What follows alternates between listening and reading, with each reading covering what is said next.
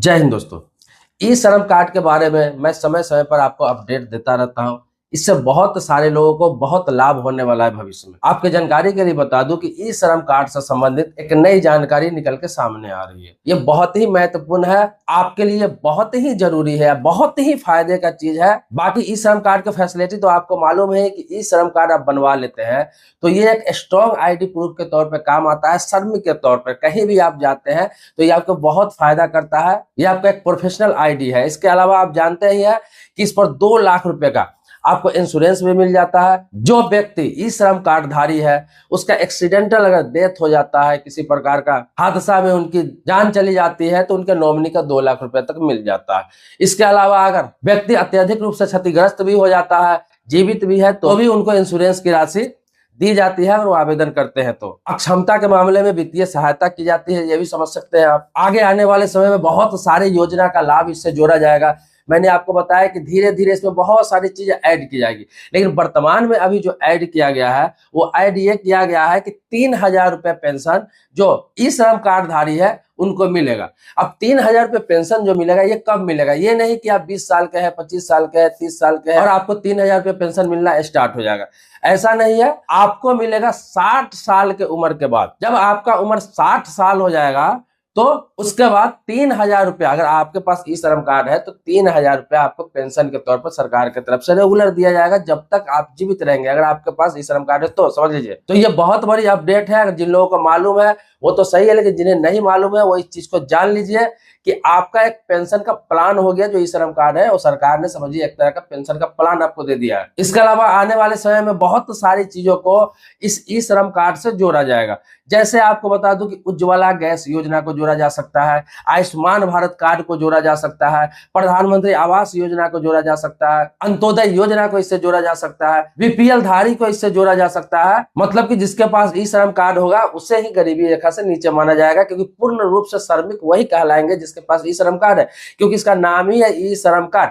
तो धीरे धीरे जैसे चीजों को ऐड किया जा रहा है एक एक करके साल दर साल, तो आने वाले समय बहुत सारी चीजों को इसमें ऐड किया जाएगा। कोई भी काम एक साथ नहीं होता है। तो जैसे ई श्रम कार्ड का फायदा आपको धीरे धीरे नजर आ रहा है, तैसे ही धीरे धीरे करके 2 4 5 सालों में आपको लगेगा कि इसमें बहुत सारी चीजों को जोड़ दिया गया है और जो लोग बनवा रखे हैं उन्हें भविष्य में फायदा इनको मिलने लगेगा। इसीलिए आपने ई श्रम बनवा रखा है तो बहुत अच्छी बात है, लेकिन आप श्रमिक है और अभी तक आपने नहीं बनवाया। श्रमिक का मतलब ये नहीं है कि आप सिर्फ मजदूरी करते हैं, आप सब्जी बेचते हैं, ठेला चलाते हैं, कोई छोटा मोटा चाय का दुकान, समोसा का दुकान, अखबार बेचने वाला, दूध बेचने वाला, माली का काम करने वाला, सिलाई का काम करने वाला, पंचर का काम करने वाला, ड्राइविंग करने वाला, नौकरानी का काम करने वाला, किसी कंस्ट्रक्शन साइट पे काम करने वाला, रोड में काम करने वाला, किसी खेत में काम करने वाला, किसी फैक्ट्री में काम करने वाला, किसी प्रकार का श्रमिक है जो श्रमिक जो मेहनत से काम करता है उसे श्रमिक कहा जाता है। वो सारे लोग इस कार्ड को बनवा सकते हैं। तो बहुत सारे लोग बनवा चुके हैं। आपको बता दूं अभी तक का आंकड़ा है कि 25 करोड़ प्लस लोग इसको बनवा चुके हैं और सरकार के आंकड़े के अनुसार 38 करोड़ से अधिक लोग असंगठित मजदूर है। तो धीरे धीरे जो लोग नहीं बनवाए हैं वो सभी लोग बनवा ले। अभी भी बनवा सकते हैं, आप कभी भी बनवा सकते हैं। इसके लिए आपको कोई खास डॉक्यूमेंट्स नहीं लगता है। एक आधार कार्ड, आपका आधार कार्ड का कॉपी लगता है। इसके अलावा आपके पास एक बैंक अकाउंट होना चाहिए, चाहे कोई भी खाता हो, नॉर्मल सेविंग अकाउंट हो या जनधन सेविंग अकाउंट हो, कोई भी सब चलेगा।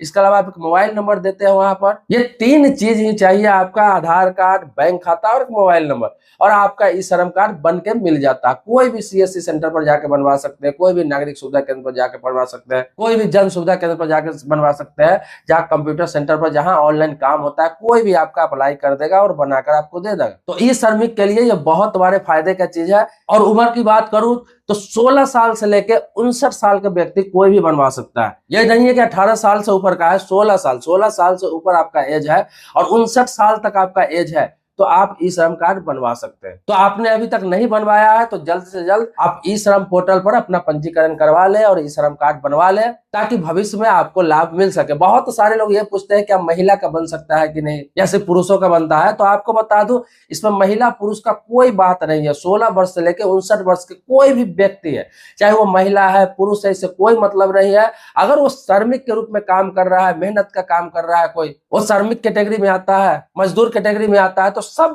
कोई बनवा सकता है। जो कैटेगरी मैंने बताया, इसके अलावा बहुत सारे और भी कैटेगरी है जो इस कार्ड को बनवा सकते हैं। बाकी जैसे जैसे इसके बारे में इसमें लाभ जुड़ता जाएगा, कुछ नया अपडेट आता है, कुछ जानकारी आती है, आपके फायदे के लिए, चाहे ई श्रम कार्ड से संबंधित हो, चाहे कोई भी सरकारी योजना से संबंधित हो, जो गवर्नमेंट स्कीम होता है, सारा मैं समय समय पर अपडेट करता रहता हूँ। इसके अलावा जो भी कानून से संबंधित जानकारी होता है वो भी मैं इस चैनल पर देता रहता हूँ। इसके अलावा मोटिवेशनल, पॉलिटिकल, बहुत सारे मुद्दों पर मैं आपको अवेयर करता रहता हूँ। तो सब्सक्राइबर नहीं है तो चैनल को सब्सक्राइब करिए, बगल में बेल घंटी है उसको भी आप दबा लेंगे। लेकिन आप पुराने सब्सक्राइबर है तो इसके लिए आभारी हो। आप अपने राय कमेंट बॉक्स में जरूर दीजिए। मिलते हैं नेक्स्ट वीडियो में एक नए मुद्दे के साथ, तब तक के लिए शुक्रिया, धन्यवाद, जय हिंद।